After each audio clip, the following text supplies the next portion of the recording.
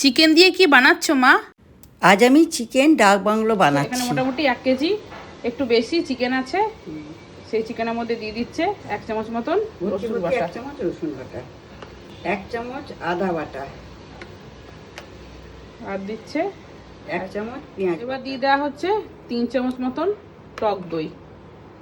হচ্ছে এখানে লঙ্কার গুঁড়ো, হলুদ গুঁড়ো আর জিরের গুঁড়ো দেওয়া হচ্ছে, একটু নুন, আবার পরে রান্নার সময় নুন দেওয়া হবে।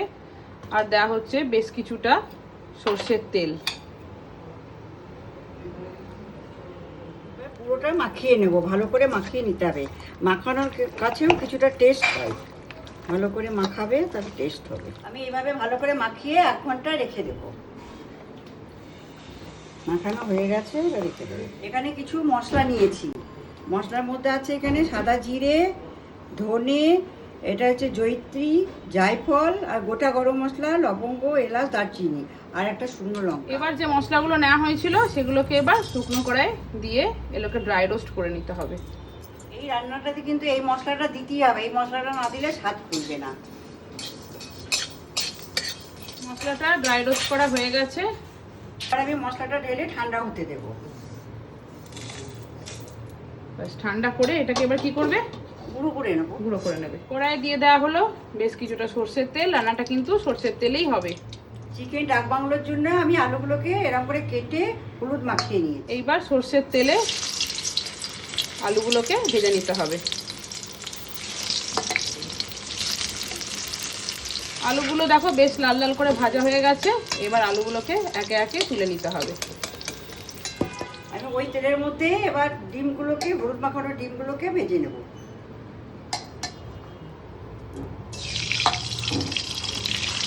ডিমগুলোকে হালকা নেড়ে চেড়ে ভেজে নিতে হবে। ডিমগুলো এখানে একটু লাল লাল করে ভেজে নেওয়া হয়েছে।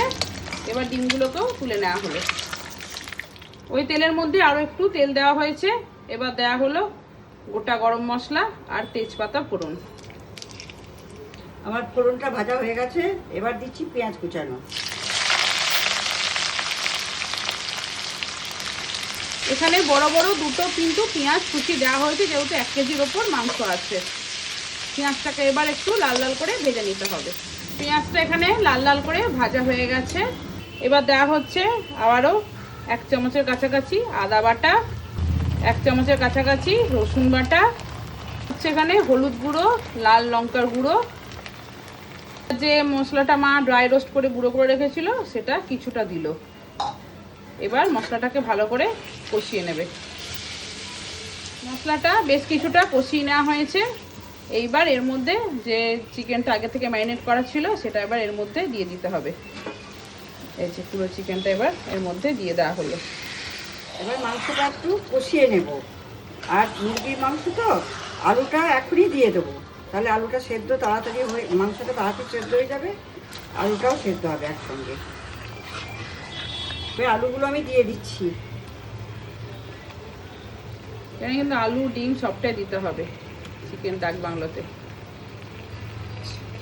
এবার ভালো করে আবারও এটাকে কিছুক্ষণ ধরে ধৈর্য ধরে কষাতে হবে।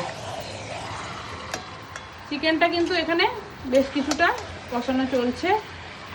আর এবার দেওয়া হচ্ছে এর মধ্যে স্বাদ অনুসারে নুন আর মিষ্টি। নুন একবার দিয়েছি বলে পরিমাণ অল্প মতো নুন দিলাম, হ্যাঁ, আর 1 চামচ মতো মিষ্টি দিলাম। মিষ্টি। আবারও চিকেনটাকে ধৈর্য ধরে কষাতে হবে। চিকেনটা কিন্তু এখন এখানে ভালো মতন কষানো হয়ে গেছে। তেল ছেড়ে ছেড়ে এসছে। হ্যাঁ, তেল ছেড়ে ছেড়ে এসছে। এবার কি দেবে? এবার দেবো গরম জল। জল একটু ঝোল ঝোল হবে কিন্তু এটা। হ্যাঁ, এই যে এখানে প্রয়োজন মতন জল দেওয়া হলো ঝোল বানানোর জন্য।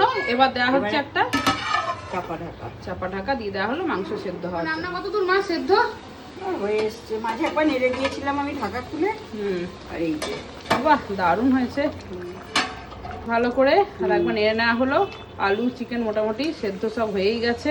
আর চিকেন হতে বেশি টাইম লাগে না। সেদ্ধ করে রাখা ডিমগুলো ভেজে নেওয়া হয়েছিল সেগুলো এবার এর মধ্যে একে একে দিয়ে দেওয়া হলো। এবারে আমি যে বাকি গুঁড়ো মশলাটা রেখেছিলাম, এবার গুঁড়ো মশলাটা এবার নামানোর আগে ছড়িয়ে দেবো। হাফটা দিয়েছিলাম কষানোর সময়, আর হাফটা এখন দিলাম। বাহ, দারুণ লুকস হয়েছে। রেডি তো চিকেন ডাক বাংলো? হ্যাঁ হ্যাঁ ready। মায়ের চিকেন ডাক বাংলো একদম তৈরি। তৈরি হয়ে গেল চিকেন ডাক বাংলো। চিকেন ডাক বাংলো একদম রেডি। তোমরা এইভাবে করবে, আমি করে দেখালাম তোমাদের, আমি আমার মতো করে দেখালাম, তোমরা এবার করবে। জানাবে তোমাদের কেমন কেমন লাগলো। লাগলো।